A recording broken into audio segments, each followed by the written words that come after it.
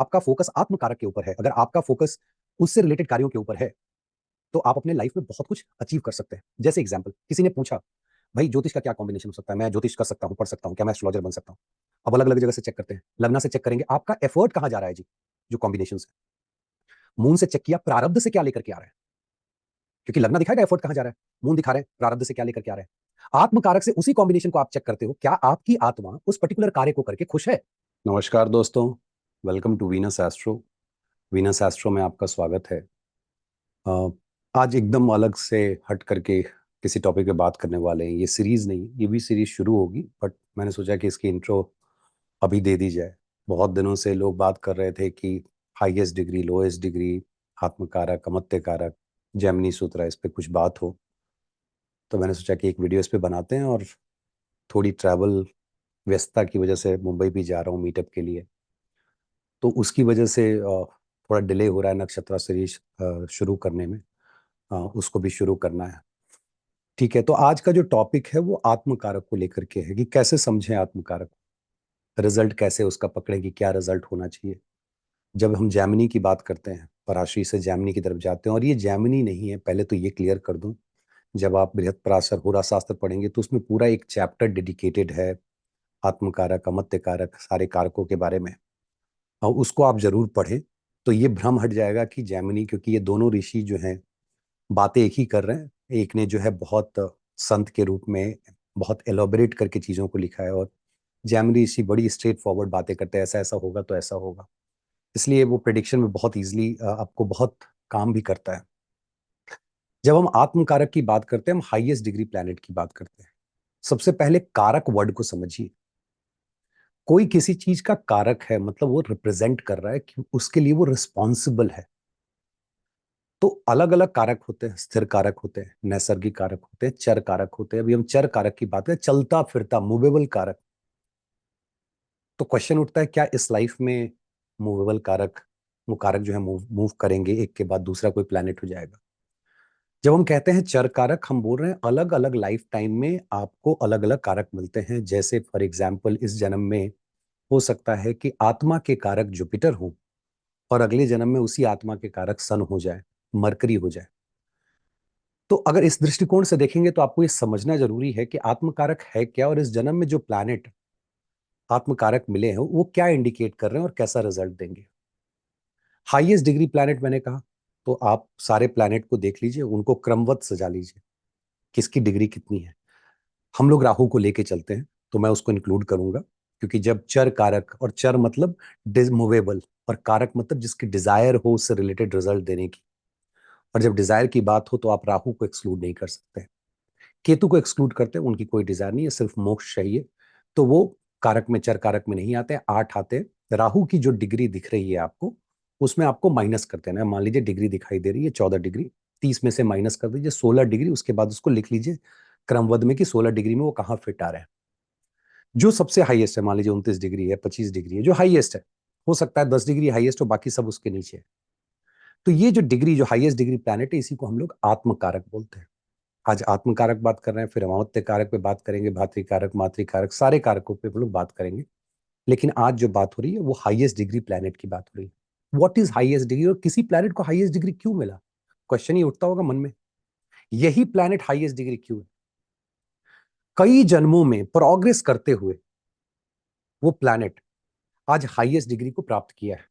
और देखिए, प्लैनेट कोई और है नहीं, आप हैं वो प्लैनेट।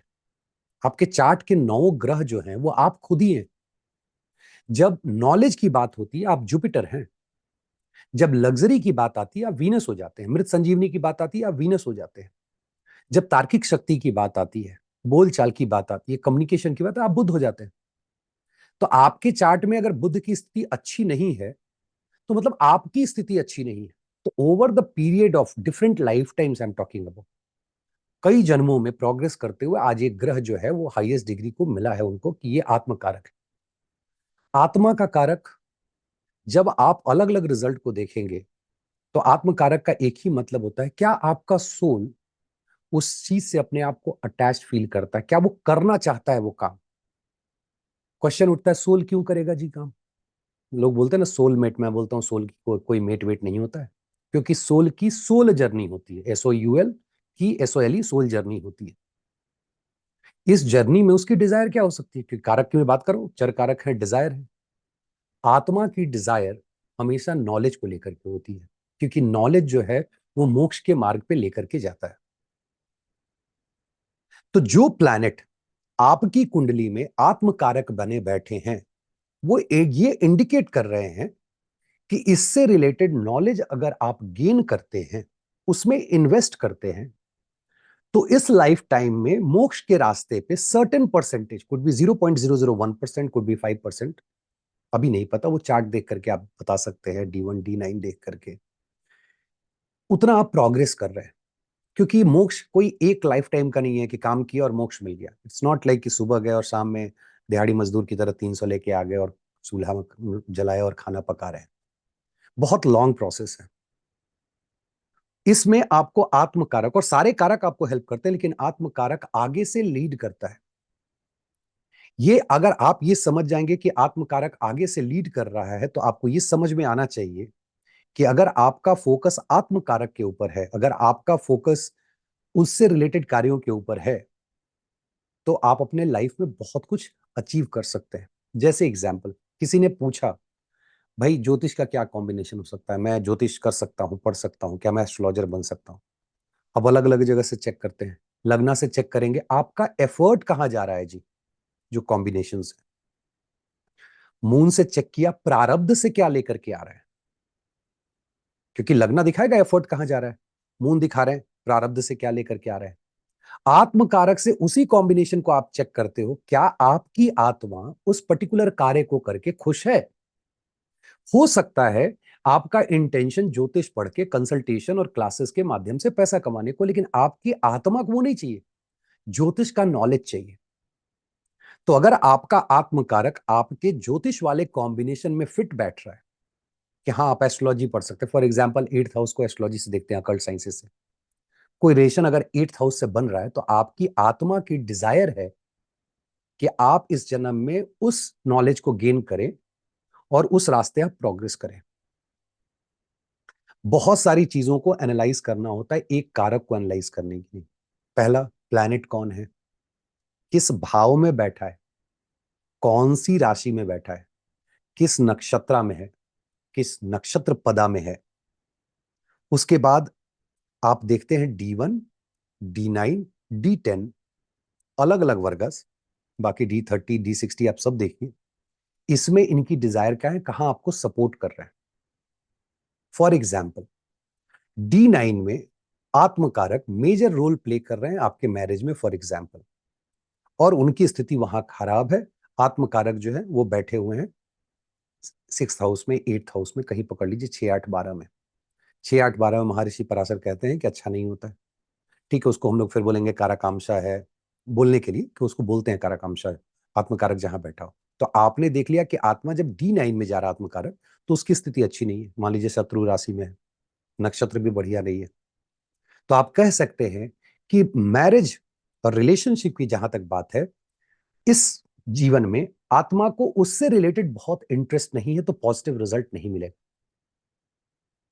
जब आप D10 में जाते हैं, उसी आत्मकारक को देखते हैं, बहुत अच्छा, वेल प्लेस्ड है भाई, उच्च का है, अच्छी स्थिति में डायरेक्शन स्ट्रेंथ के साथ बैठा है, मित्र राशि में बैठा है, अच्छे अष्टक वर्गा पॉइंट लेकर के बैठा है।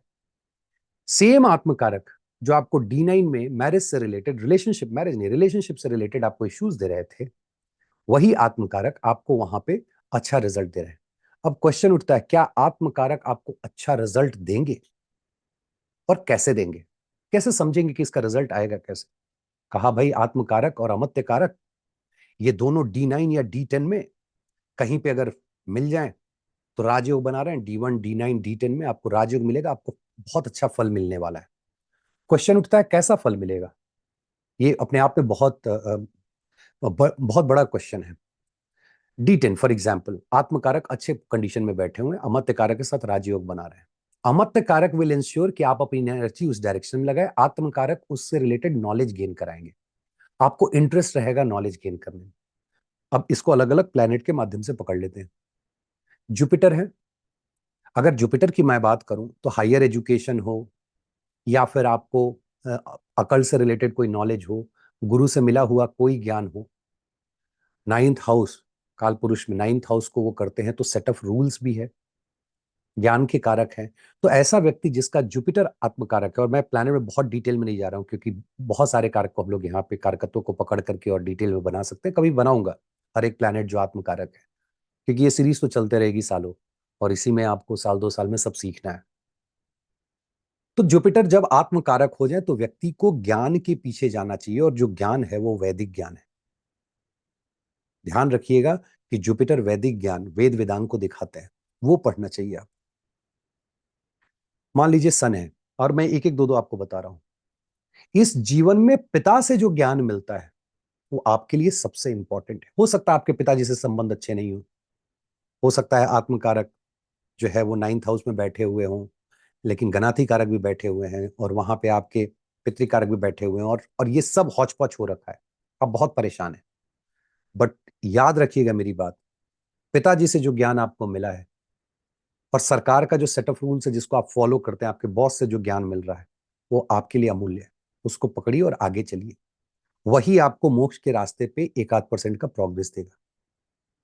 मरकरी है, मरकरी क्या है? जो बात करने की कला है, बच्चे हैं। आपको देखना है ज्ञान मिल कहां से रहा है। मैं राशि तो पकड़ ही नहीं रहा हूं, मैं राशि और भाव अभी कुछ नहीं पकड़ रहा हूं, मैं सिर्फ प्लैनेट की बात कर रहा हूं। तो उस तरह के कार्यों में जब लगेंगे, जब नई टेक्नोलॉजी के ऊपर, आपका आत्मा क्या चाहता है भाई? नई टेक्नोलॉजी, ऑनलाइन की दुनिया, अच्छा कम्युनिकेशन स्किल डेवलप करना। आप जाइए, क्लासेस ज्वाइन कीजिए, देखिए आप बाकियों से बहुत अच्छे में आप ज्वाइन कर लेंगे, आपको कोई दिक्कत नहीं होगी।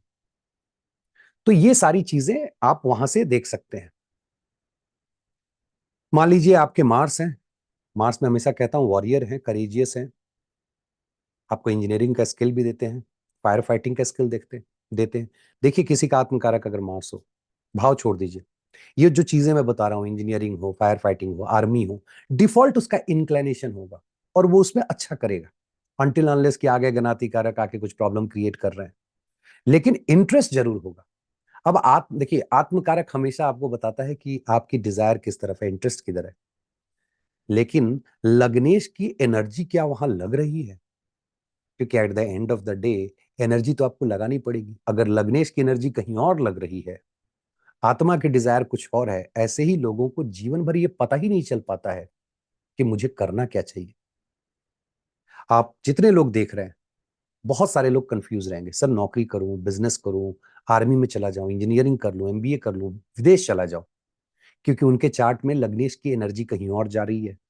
D9 में जाके आप स्किल चेक करते हैं तो कुछ और स्किल है, आत्मा की डिजायर कोई और है। और तब आप एस्ट्रोलॉजर के पास पहुंचते हैं और पूछते हैं कि ये सारा कॉम्बिनेशन मिला के यू टेल मी कि मुझे करना क्या चाहिए, क्योंकि मैं कंफ्यूज हूं। और तब एक एस्ट्रोलॉजर पूरी गोटी सेट करता है कि हाँ, सीखा पहले से ये है, प्रारब्ध से डिजायर ये है, एनर्जी यहां जा रही, आपको ये काम करना चाहिए। फॉर एग्जाम्पल, जैसे मान लीजिए कि कोई व्यक्ति पैदा हुआ है बुधवार को या मंगलवार को, तो उसकी एनर्जी लेवल पता चलती है, पैदा मतलब वारेश से आपको पता चलेगा कितनी एनर्जी। लेकिन होरेश के जो प्लेसमेंट है, जिस होरा में आप पैदा हुए, जब उस प्लेसमेंट को चार्ट में देखेंगे तो पता चलेगा इसकी एनर्जी कहाँ जा रही है। मान लीजिए आपके होरेश जो है मंगल है, बृहस्पति है, 11th हाउस में बैठे हुए हैं, यह व्यक्ति दिन भर मनी मेकिंग में लगा हुआ है, दिन भर उसके दिमाग में चल रहा है how to expand, to make sure कि पैसा बनते रहे, पैसा बनते रहे। 9th हाउस में पड़े हुए हैं, दिन भर ज्ञान की बातें सोच रहा है और नॉलेज कहाँ से एक्वायर किया जाए। या मान लीजिए एडवेंचरस वाला कॉम्बिनेशन है, तो रोज सर्च कर रहा है। अब उसके लिए सर्च करने के लिए भाई राहु मरकरी सब होने चाहिए कि और कहाँ मैं जा सकता, लद्दाख चला जाऊं, यहां चला जाऊं, वहां चला जाऊं, कहाँ ट्रैवल करने चला जाऊं।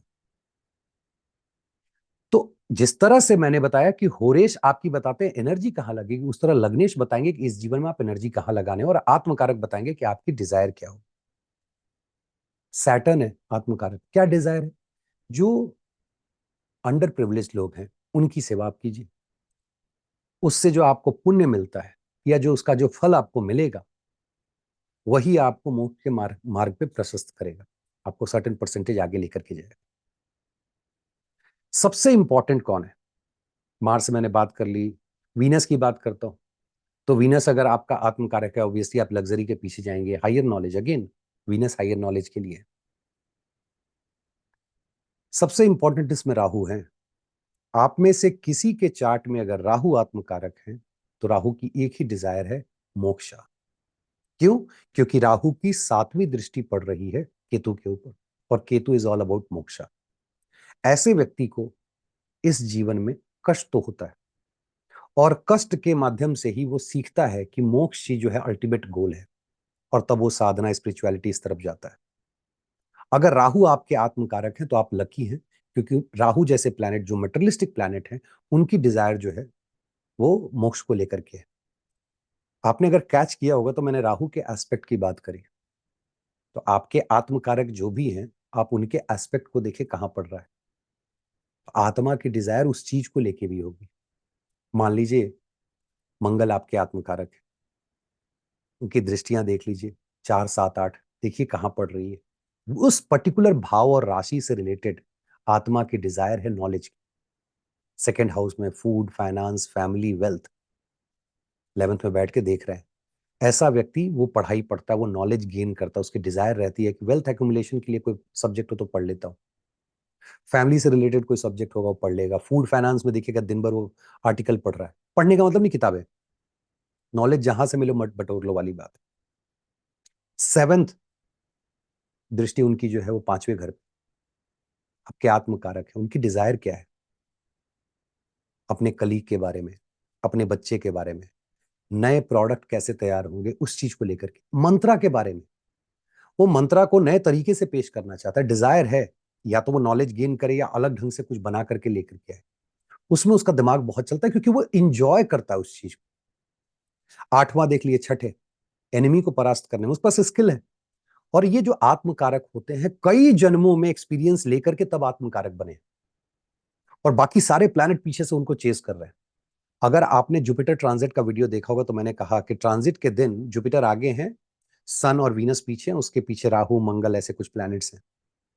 मैंने ये कहा था कि नॉलेज आगे चल रहा है, बाकी सब कुछ पीछे चल रहा है। आप नॉलेज लीजिए, आपको वेल्थ वगैरह 1 साल में बहुत कुछ आएगा।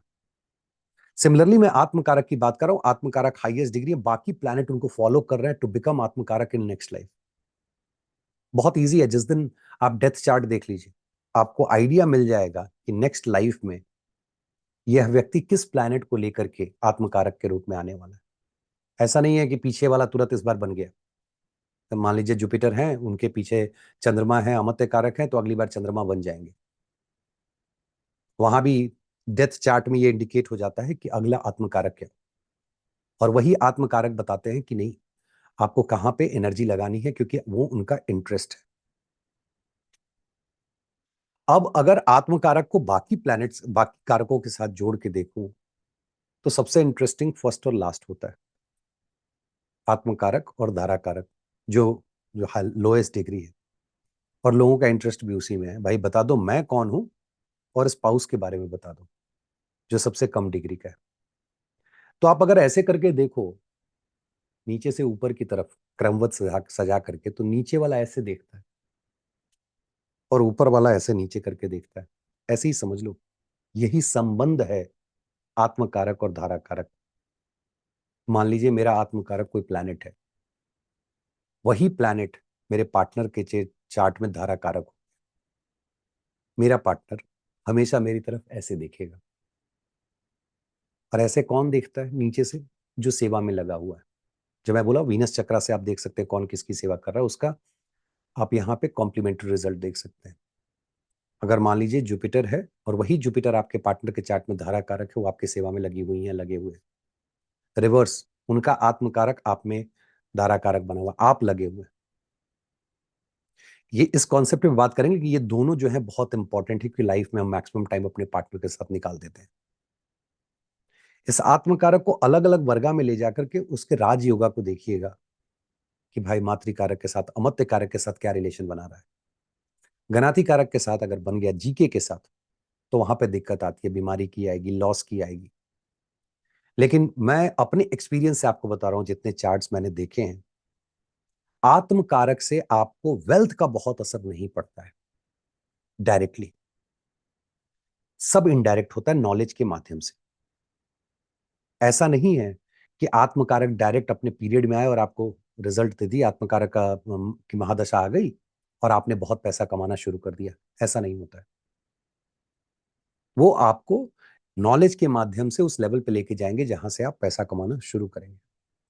एक दो एग्जाम्पल भाव की भी दे दूं। मान लीजिए चौथे घर में पड़े हैं।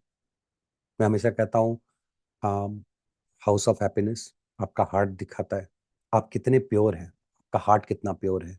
हाउस ऑफ थ्रोन गद्दी में बोलता हूँ, आत्मा की डिजायर क्या है, एक अच्छे राजा की तरह लोगों को देखना। राजा मतलब वो 1200-1500 ईस्वी पहले ना चले जाइएगा। आप अपने घर में अपनी जिंदगी में खुद भी राजा हैं, लोगों के साथ आपका व्यवहार क्या है वो आपको एफ्लिक्शन और मेलेफिक और बेनिफिक इन्फ्लुएंस से आपको पता चल जाएगा।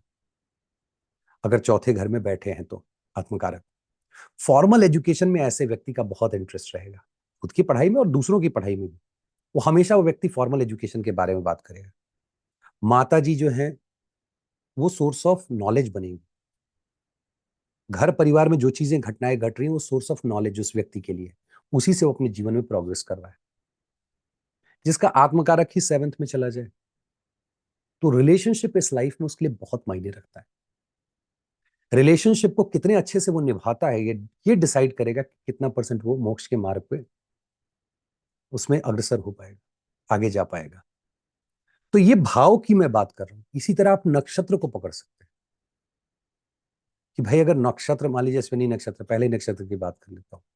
बड़े एनर्जेटिक लोग होते हैं, मेडिकल मेडिकल वगैरह में भी जाते हैं, वो सब हम लोग जानते हैं। तो ये आत्मा की डिजायर है। अब ऐसा व्यक्ति अगर घर में पड़ा रहे तो भैया वो कुछ नहीं करेगा, क्योंकि आत्मा की डिजायर है गो एंड डू दैट, बाहर निकलो करो। आप देखो मेडिकल फील्ड में, आयुर्वेदिक फील्ड में आप क्या कर सकते हो, ठीक है प्लैनेट का कॉम्बिनेशन देखेंगे वहां पे, लेकिन आत्मा की डिजायर ऐसे नॉलेज को गेन करने में। तो ये आपका कमोवेश आत्मकारक को समझने का एक तरीका है कि आत्मकारक को आप कैसे रीड करें अपने चार्ट में। और देखिए यही आत्मकारक अगले जन्म में जो है हो सकता है आपके ज्ञाति कारक हो जाए, हो सकता है आपके दारा कारक हो जाए, अलग कारक होकर के आएंगे। तब ये फिर लाइन में लगे जाएंगे। ये जो नॉलेज आपने इस जीवन में लिया है वो नॉलेज जाके आप यूज करेंगे मान लीजिए धारा कारक में। कितना बढ़िया है। मान लीजिए आपका पिछले जन्म का जो आत्म कारक है वो इस जन्म में धारा कारक बना हुआ है। क्या मतलब होता है इसका? पिछले जन्म में जो नॉलेज एक्वायर किया है उस नॉलेज का यूटिलाइजेशन आपका इस बार धारा कारक से रिलेटेड मैटर में होने वाला है, और उससे रिलेटेड और आप नॉलेज गेन करेंगे और तब आप आगे बढ़ेंगे। ये सारे कारक जो चीज दिखाते हैं उससे रिलेटेड आप नॉलेज गेन करते हैं, एक्सपीरियंस गेन करते हैं, ताकि आप स्पिरिचुअलिटी के पाथ पे आगे चले जाएं। सेम आप जाकर के डिटेल में भी ऐसे ही देख सकते हैं। ये है मोटा मोटी, आप समझ सकते हैं कि आत्मकारक कैसे कैसे काम करता है। इस दिन विस्तार से हम लोग सारे कारक, सारे प्लैनेट, सारे घर, नक्षत्र सब करके एक सीरीज बनाऊंगा। राजयोग है इसमें कैसे देखते हैं, दृष्टियां, राशि दृष्टि आपको देखनी होगी। आत्मकारक ये नहीं कि अब आत्मकारक है जुपिटर है तो देख लिया कि जो नॉर्मल दृष्टि है ग्रह दृष्टि वो कैसी होगी, उनकी राशि दृष्टि देखिए, उस पे किसकी राशि दृष्टि पड़ रही है, तो उस पे, उस प्लैनेट पे और वो प्लैनेट से राशि दृष्टि कहाँ कहाँ पड़ रही है, उससे आपको समझ में आएगा कि इनकी डिजायर क्या है, मतलब सरकमस्टांशियल जो है क्या होने वाला है। चलिए इसी के साथ आज विदा लेता हूँ। अगले नए वीडियो के साथ फिर आऊंगा। बहुत बहुत धन्यवाद। नमस्कार।